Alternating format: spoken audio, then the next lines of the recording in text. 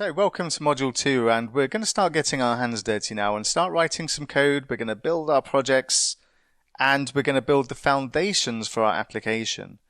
And this particular module is called Walking Skeleton. And what is a walking skeleton? A walking skeleton is a tiny implementation of the system that performs a small end-to-end function. And the small end-to-end function in our case is that we're going to have some data in our database and we're going to return it all the way through our database, through our API, to our client, which is going to be our React application. And we're just going to display the data on a browser page. Now, what we're building here is not going to be amazing to look at, but it will be the foundations of what we build from as we build out our application. So a walking skeleton doesn't need to use the final architecture, but it should link together the main architectural components. And in our case, it will do. And then the architecture and the functionality can then evolve in parallel. Okay, so that's what we're going for. We're going to basically build the foundations of our project. So let's take a look at what's coming up in this module. Now, there's an intro to clean architecture, but I don't want to bog us down with theory at this stage of the course. So it'll be very brief, and I'm just going to discuss what we're going to build in this particular walking skeleton.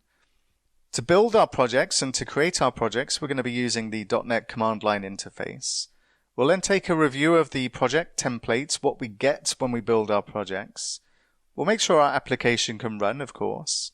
And then we'll take a look at database related activities. There's something that we're going to do called an entity framework migration, which is going to allow us to scaffold our database from our code and automatically create our database. In order so that we've got some data to send back to our client application, we're also going to look at seeding some data.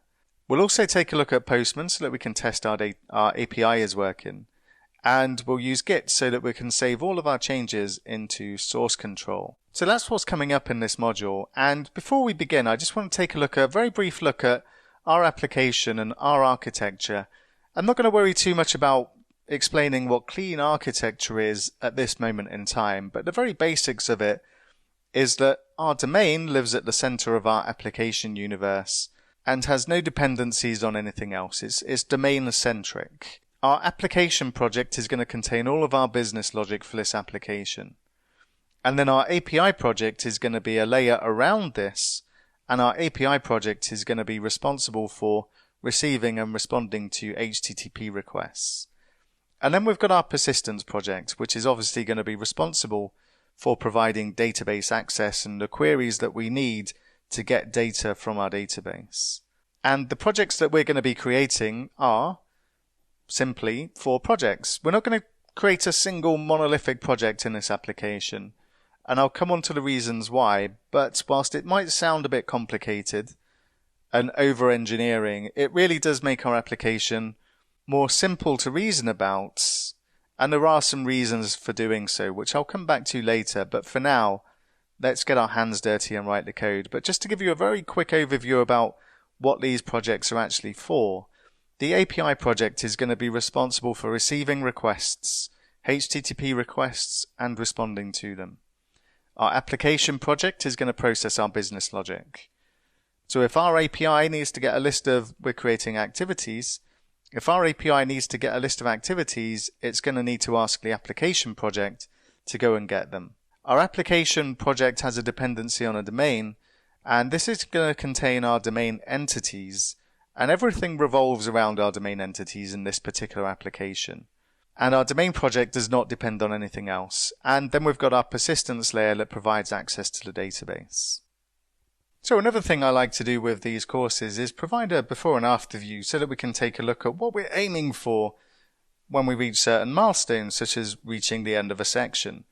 Now, it's very early on in this course, and what we're aiming for now is simply to retrieve some values from a database and display them in our React application. But let's go and take a look anyway, even though the wow factor is missing from this particular demonstration.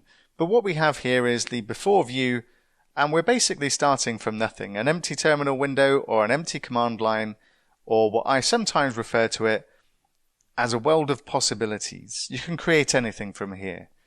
And what we're working towards at the end of this section in the after picture, like I say, it's not going to blow you away, but ta-da!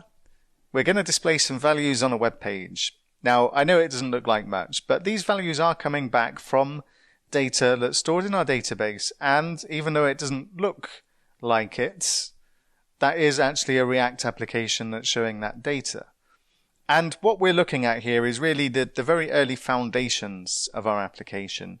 And obviously we're going to build on top of this. But now we've seen what we're aiming for, let's get started.